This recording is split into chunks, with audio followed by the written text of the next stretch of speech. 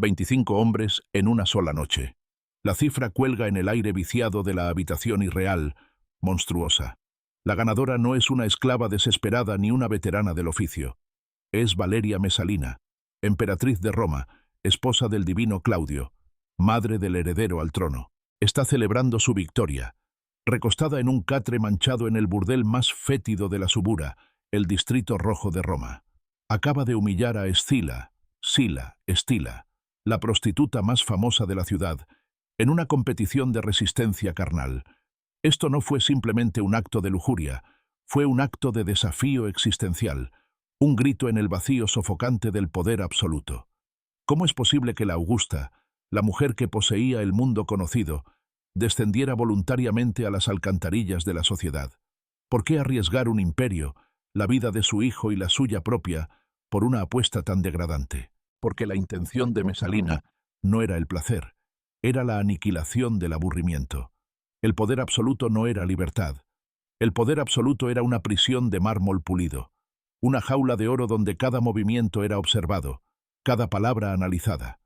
Claudio, su marido, la adoraba, pero su adoración era la de un coleccionista hacia una estatua perfecta. Mesalina necesitaba saber si todavía era de carne, si aún podía sangrar, si podía sentir algo más allá del tedio sofocante de ser divina. En el corazón del poder, en el mármol frío del Palatino, Claudio, de 58 años, encorvado sobre mapas de Britania. El erudito tartamudo, el idiota de la familia que nadie vio venir, ahora gobernaba el imperio más grande que el mundo había conocido. Firmaba decretos, gestionaba acueductos, movía legiones. Era un administrador competente, un hombre decente, ahogado en un nido de víboras, y confiaba en su joven esposa. Creía que su hogar estaba en orden mientras él ordenaba el mundo. Ese fue su error fatal. No sabía que en ese mismo instante, a menos de 2 kilómetros de distancia, su esposa, disfrazada con una peluca rubia y el nombre de guerra Loba, estaba calculando su próximo movimiento. Los aposentos privados de Mesalina, sedas púrpuras, oro de Egipto, el silencio asfixiante del lujo. Tiene 23 años, es la dueña del mundo, y está mortalmente aburrida. Se mira en un espejo de plata pulida. La imagen que le devuelve la mirada es un ídolo, no una mujer.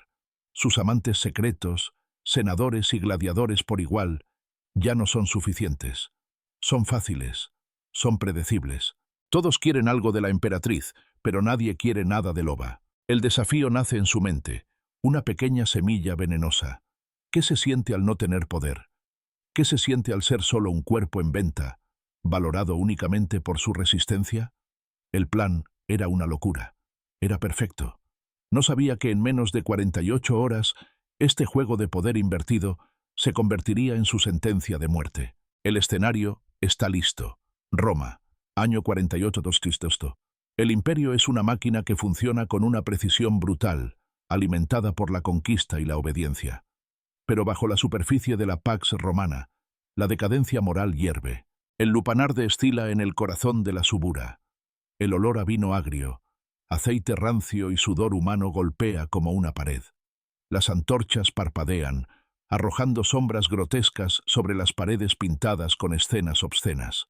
Escila, la reina de este infierno, con cicatrices en los brazos y ojos que han visto demasiado, acepta la apuesta de la extraña mujer de ojos salvajes, la emperatriz contra la prostituta. Una noche hasta el amanecer. La competición por la autodestrucción acababa de comenzar. Lo que sucedió a continuación no solo destruiría a una mujer, revelaría la verdad podrida en el corazón del poder romano y cambiaría el destino del imperio para siempre. Para entender la apuesta en el burdel, hay que entender la sangre que corría por las venas de Mesalina. No era simplemente una mujer, era un producto de la dinastía Julio-Claudia, una familia que había redefinido la palabra exceso. Era la bisnieta de la hermana de Augusto. El poder absoluto no era algo que ella hubiera ganado. Era el aire que respiraba desde la cuna. Un aire viciado, lleno de paranoia, incesto y asesinatos casuales. Vio a Calígula, su primo, declarar la guerra al océano y nombrar cónsul a su caballo. Para Mesalina, la locura no era una aberración, era una herramienta de gobierno. El decoro era una farsa para las masas. Se casó con Claudio cuando él tenía 50 años y ella apenas 15. Un matrimonio político para conectar a la vieja nobleza con la rama familiar marginada. Claudio era el hazmerreír de la corte, cojo, tartamudo, supuestamente deficiente mental. Mesalina, vibrante y cruelmente hermosa, se vio atada a un anciano erudito que babeaba. Ella lo despreciaba. Él, extrañamente, la amaba con una devoción ciega, pero ella no buscaba amor, buscaba el vértigo. Y entonces, en el año 41 de Cristo, sucedió lo impensable. La guardia pretoriana, harta de la demencia sádica de Calígula, lo asesinó. En el caos, encontraron a Claudio escondido detrás de una cortina, temblando de miedo. Por una broma cósmica del destino, lo aclamaron como el nuevo emperador. De la noche a la mañana, Mesalina pasó de ser la esposa de un idiota irrelevante a la mujer más poderosa de la tierra. El poder que obtuvo fue instantáneo, total e ilimitado, y la aburrió casi de inmediato. Aquí yace la grieta oculta. Cuando puedes tener cualquier cosa, nada tiene valor. Cuando puedes matar a cualquiera con un susurro, la vida se vuelve barata, incluida la tuya. Mesalina comenzó su reinado como cualquier emperatriz paranoica, eliminando amenazas. Hizo ejecutar a Julia Livila, la sobrina de Claudio, por celos. Exilió al filósofo Séneca por el supuesto crimen de adulterio con la misma Julia, un cargo irónico que él nunca olvidaría. Manipuló, mintió y firmó sentencias de muerte. Pero la política era aburrida. Matar por necesidad de Estado carecía de emoción. El aburrimiento la empujó más allá. Empezó a usar el palacio imperial como su burdel personal. Forzaba a las esposas de los senadores a acostarse con ella y sus amantes, obligándolas a participar en sus juegos depravados, no tanto por placer sexual, sino por el placer de la profanación. Quería ver la virtud romperse, quería ver el orgullo de las familias más antiguas de Roma arrastrarse por el fango a su antojo. Era el acto supremo de poder, no solo matar el cuerpo, sino asesinar el alma. Pero incluso eso se volvió monótono. El riesgo no era real. Claudio estaba ciego, sordo y mudo a sus acciones, protegido por su propia incredulidad y por los libertos corruptos que Mesalina había comprado. Ella era la depredadora alfa. Nadie podía tocarla. Para sentir algo, cualquier cosa, necesitaba dejar de ser la cazadora. Necesitaba convertirse en la presa. Así nació la idea de la subura. El descenso al infierno no fue una caída. Fue una elección calculada. Necesitaba despojarse de la inmunidad de la púrpura imperial. Necesitaba ser loba, una simple prostituta en el distrito más peligroso de Roma, donde su vida valía menos que las pocas monedas en el cinturón de un soldado borracho. La competición con Escila no era sobre sexo, era sobre la aniquilación. Era la única forma que le quedaba de sentirse viva. Estaban construyendo su propia trampa. Aún no lo sabían. La maquinaria de la traición era perfecta. Mesalina no podía simplemente abandonar el Palatino.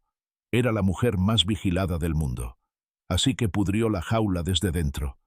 Los libertos Narciso y Palas, los administradores de su poder, los hombres que dirigían el imperio en nombre de Claudio, desviaban la mirada. Estaban comprados, enriquecidos por sus favores, cómplices de sus crímenes. Sus doncellas de confianza preparaban el ritual nocturno, una antítesis de sus deberes como Augusta. El disfraz, una peluca rubia, áspera, del color del trigo barato, ropa de esclava tejida con lana que raspaba la piel, el perfume de nardo y rosa reemplazado por el hedor a aceite rancio, el camuflaje olfativo de la subura. Abandonaba a la emperatriz en los aposentos de seda y liberaba a Loba. No era un disfraz, era un exorcismo.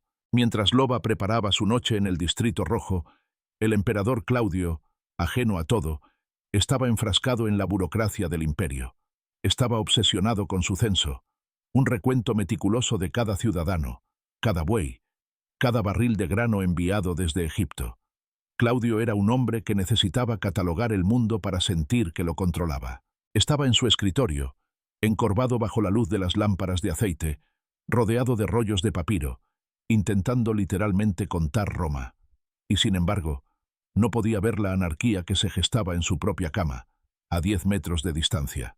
Creía que su enemigo estaba en Britania o conspirando en el Rin. No sabía que el verdadero enemigo dormía a su lado. La competición con Escila era solo el síntoma, el ensayo general de su verdadera autodestrucción, La trampa real, la que sellaría su destino y el de sus hijos, tenía un nombre: Cayo Silio, Gaius Silius, el hombre designado cónsul para el año siguiente, descrito por los historiadores como el hombre más hermoso de la aristocracia romana. No fue un capricho pasajero, fue una obsesión que eclipsó todo lo demás. Mesalina ya no se molestaba en esconderse, desterró la discreción, llevó a Silio al Palatino, a los aposentos imperiales, le regaló las reliquias de la familia de Claudio, los tesoros sagrados del Estado. Obligó a Silio a divorciarse de su esposa, Junia Silana, en pleno día. Un escándalo que sacudió los cimientos de la élite. El adulterio ya no era un rumor susurrado en los baños termales, era un espectáculo público en el foro. Roma entera observaba horrorizada y fascinada. Silio al principio dudó. Sabía que esto era una sentencia de muerte, pero Mesalina era la emperatriz. Rechazarla era la muerte. Aceptarla era la muerte. Eligió la muerte envuelta en púrpura. El contraste brutal era devastador. Mientras Claudio firmaba leyes para restaurar la moralidad pública, su esposa estaba demoliendo esa misma moralidad en su propia casa. Y cada senador, cada general, cada ciudadano lo sabía. El emperador era el único hombre en Roma que vivía en la ignorancia. La competición en la subura fue la celebración de esta impunidad. Era Mesalina probando los límites de la realidad. Si podía descender al infierno, revolcarse en el fango, derrotar a una prostituta en su propio terreno y regresar al amanecer para gobernar, entonces era verdaderamente divina. Era intocable. Escila se rindió al amanecer, rota y exhausta. Pero Mesalina continuó. 23, 24, 25 hombres. Loba había ganado. Regresó al palacio, se bañó en leche de burra y se vistió de púrpura. Había ganado su apuesta, pero su arrogancia había cegado la última parte de su instinto de supervivencia. Estaba tan segura de su control sobre Claudio que decidió dar el paso final, el más inconcebible. No solo quería a Silio como amante, lo quería como marido. No sabía que los hombres que facilitaron su escape, los libertos Narciso y Palas, eran los mismos que ya estaban calculando el momento exacto para clavarle el cuchillo. Año 48. El punto de no retorno no fue un susurro en la oscuridad, fue un grito a plena luz del día. El emperador Claudio, el erudito tartamudo, estaba en Ostia, el puerto vital de Roma, a solo 32 kilómetros de la capital. Estaba inspeccionando los muelles, asegurándose de que la flota de grano de Egipto llegara a tiempo. Estaba preocupado por el pan para el pueblo. Era un administrador, no un guerrero. Y mientras contaba meticulosamente los sacos de trigo en la costa, su esposa estaba en Roma organizando su propia boda. No era una ceremonia secreta. Era un festival público, una farsa grotesca y suicida celebrada en el corazón del imperio. Desde la perspectiva de Mesalina, la lógica era impecable, aunque demente. Claudio era viejo, cojo, decrépito. Cayo Silio era joven, viril, hermoso y el cónsul designado. El imperio necesitaba un líder que pareciera un líder. El pueblo adoraba la belleza y la fuerza, no los libros de contabilidad.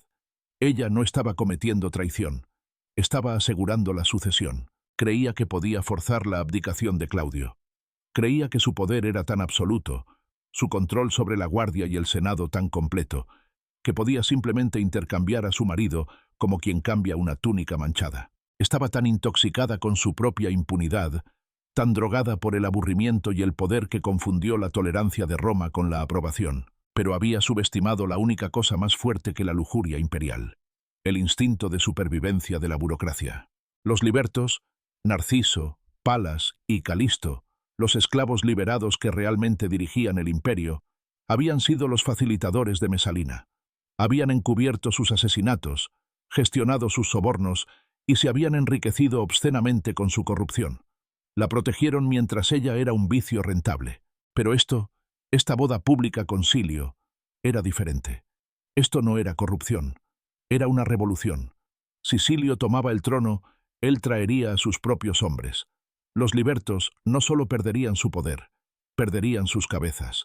El cálculo cambió en un instante. Proteger a la emperatriz se había vuelto infinitamente más peligroso que destruirla. La trampa fue preparada por Narciso, el secretario imperial. Mientras Mesalina planeaba la fiesta, él planeaba la ejecución. El contraste brutal era devastador. En una villa en la colina pinciana, la celebración estaba en pleno apogeo. Mesalina, vestida con el velo nupcial de color azafrán, el flameum, celebraba una bacanal. El vino fluía, la música sonaba. Los senadores y aristócratas invitados observaban, pálidos de miedo, sabiendo que eran testigos de alta traición. Silio, atrapado, firmó el contrato matrimonial, Dotarium Instrumentum, el documento legal que lo convertía, a los ojos de la farsa, en el esposo de la emperatriz. Un documento que era en realidad su sentencia de muerte conjunta. En ese mismo momento Narciso no estaba en Roma. Estaba en Ostia.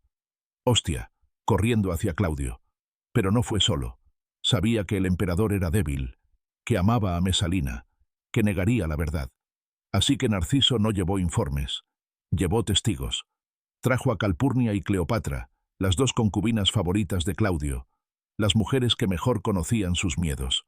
Ellas fueron las elegidas para romper el escudo de negación del emperador. Mientras Mesalina bebía vino y se reía, creyendo que estaba forjando un nuevo imperio, Narciso preparaba el golpe de martillo.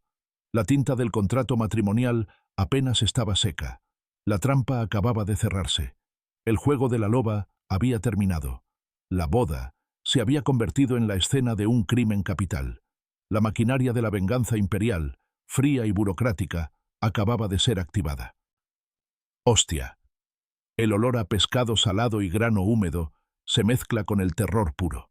Claudio se tambalea. Las palabras de sus concubinas, Calpurnia y Cleopatra, han golpeado con la fuerza de un ariete.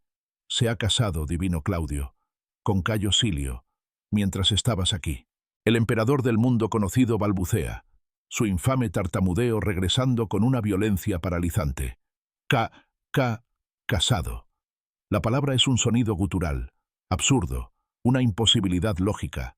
Su erudita mente no puede procesarla. Es una traición tan monumental que desafía la realidad. Narciso, el liberto, da un paso al frente. Sus ojos no muestran miedo, solo una eficiencia helada. Él es el único que piensa con claridad. La dote está firmada, emperador. El contrato está sellado. Mientras tú aseguras el pan de Roma, ella regala tu trono y la cabeza de tu hijo.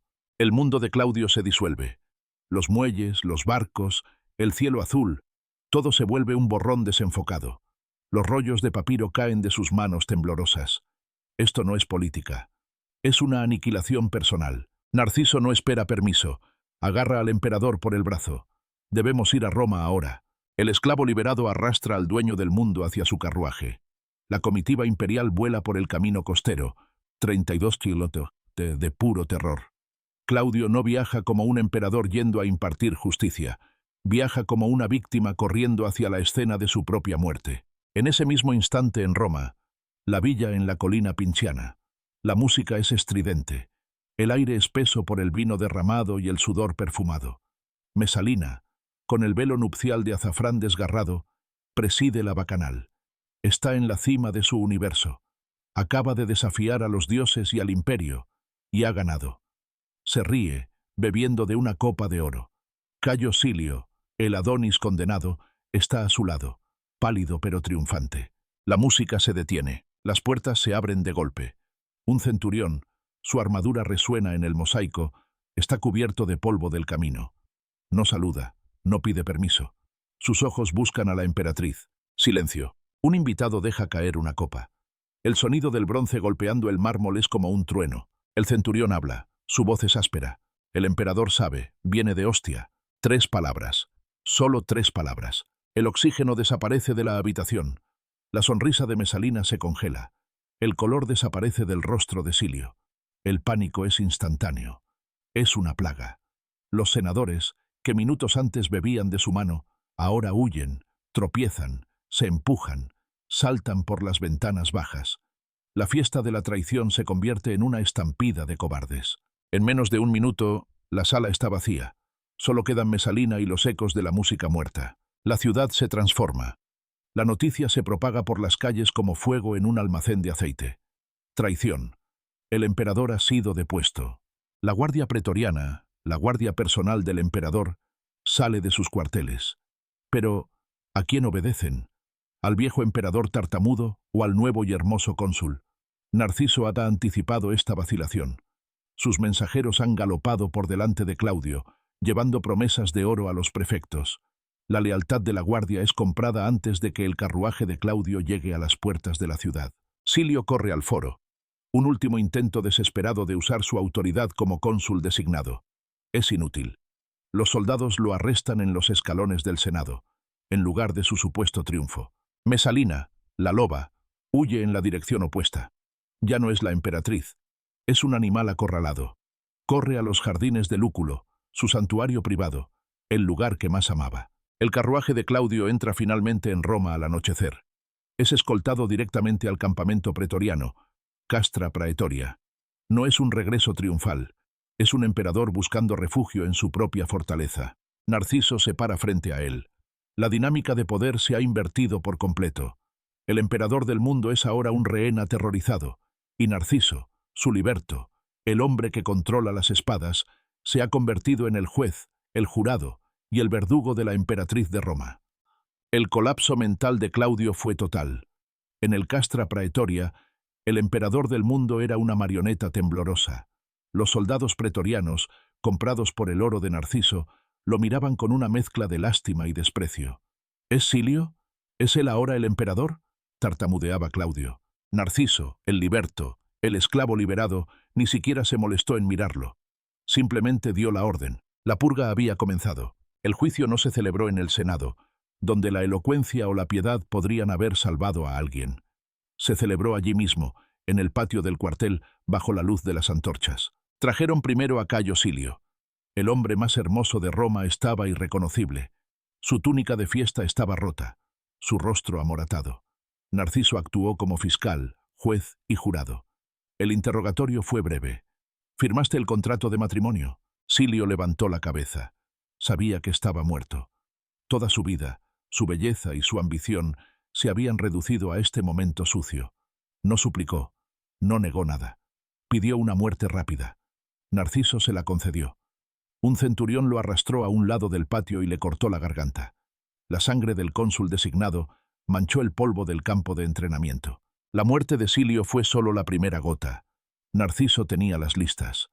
Cada senador, cada caballero, cada oficial que había asistido a la boda, cada hombre que había sido amante de Mesalina, cada mujer que había sido su cómplice. La muerte salió del campamento y se extendió por la ciudad dormida. La muerte era burocrática. Los soldados golpeaban las puertas, sacaban a los hombres de sus camas, a veces matándolos frente a sus familias. No había apelaciones, no había tiempo para sobornos. Era una limpieza quirúrgica de la facción de la emperatriz. Antes de que saliera el sol, más de 30 senadores y 300 caballeros romanos habían sido ejecutados.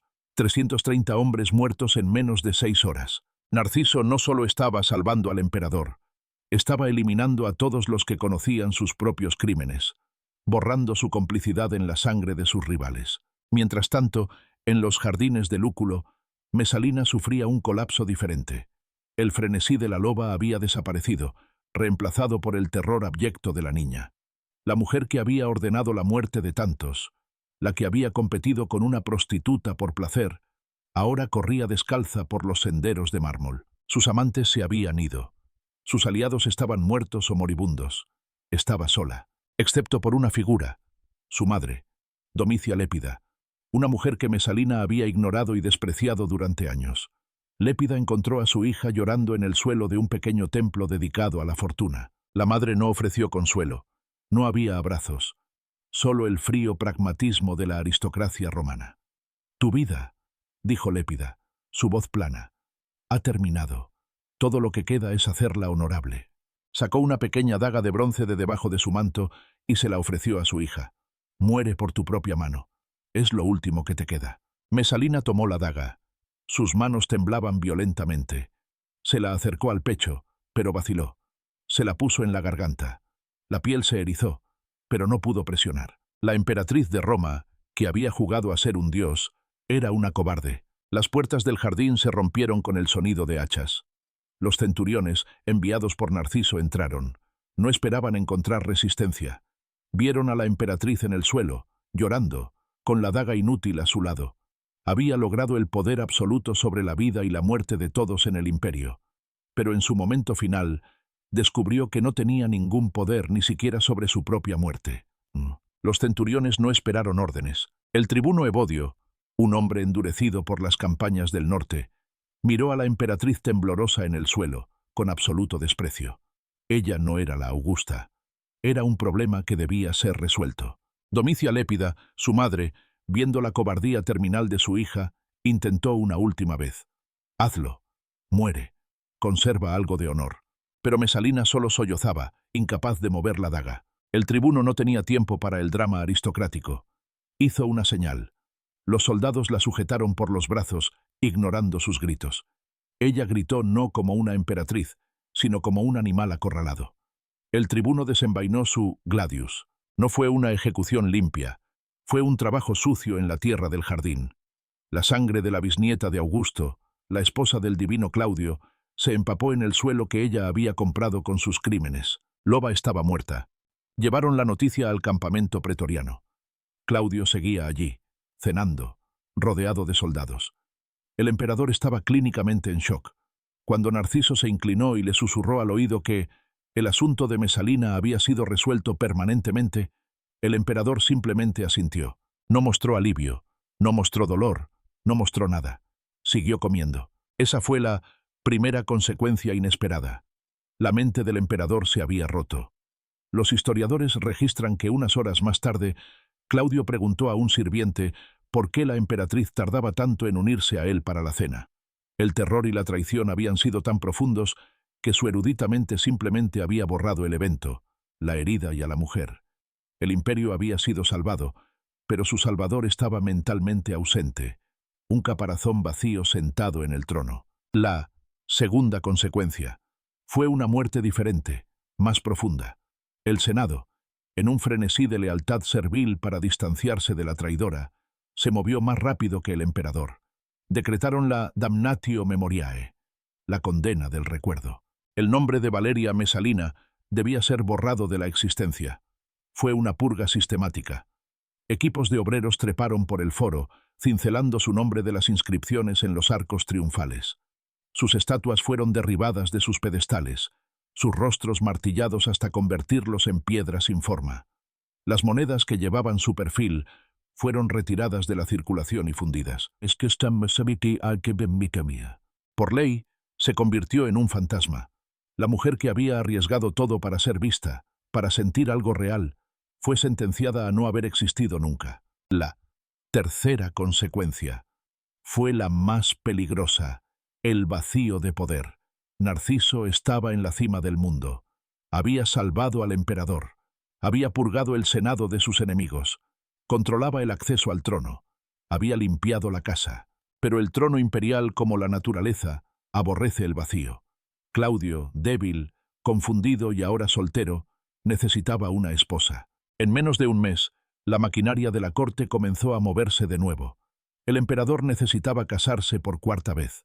Narciso tenía su propia candidata, pero subestimó fatalmente a sus rivales. Palas, el otro liberto, vio su oportunidad. Tenía un arma mucho más poderosa. Una mujer con la misma sangre imperial que Mesalina, pero con una crueldad fría y calculadora que la loba nunca poseyó. Palas presentó a Agripina la Menor, hermana del difunto Calígula, sobrina del propio Claudio. El incesto era un tabú, pero el Senado, aterrorizado y obediente, aprobó una ley especial, permitiéndolo. Agripina no era una hedonista impulsiva como Mesalina. Era una estratega política de hielo. Ella no quería placer.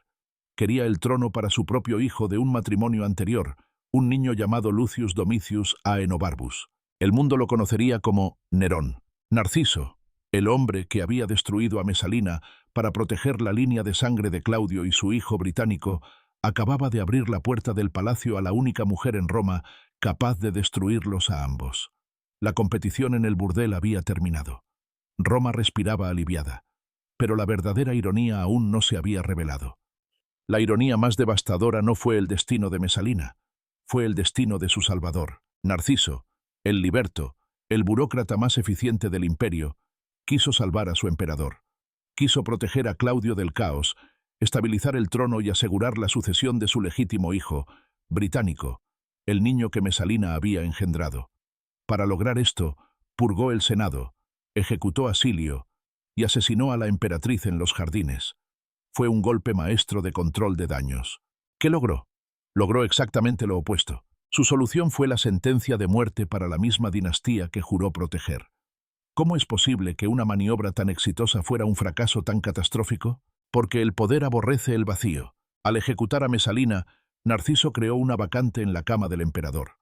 Claudio, ahora un títere roto, asustado y totalmente dependiente de sus libertos, necesitaba una nueva esposa. Narciso propuso una candidata, pero su rival, Palas, propuso otra, Agripina la menor, la hermana de Calígula, la sobrina del propio Claudio. Narciso luchó contra esta unión incestuosa.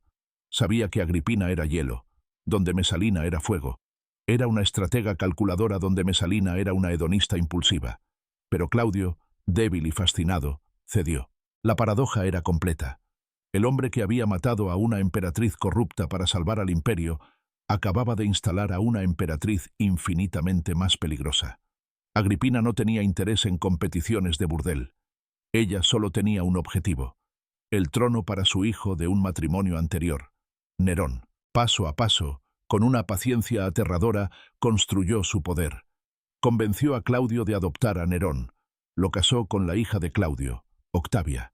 Puso a su propio tutor, Séneca, el hombre que Mesalina había exiliado, a cargo de la educación del futuro emperador. Narciso observó impotente.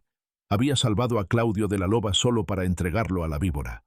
Había matado a Mesalina para proteger a Británico, y ahora veía cómo Británico era apartado, humillado y reemplazado por el hijo de la nueva emperatriz. Las consecuencias a largo plazo fueron un apocalipsis para Roma. En el año 54, Agripina decidió que Claudio ya no era útil. Le sirvió un plato de setas venenosas.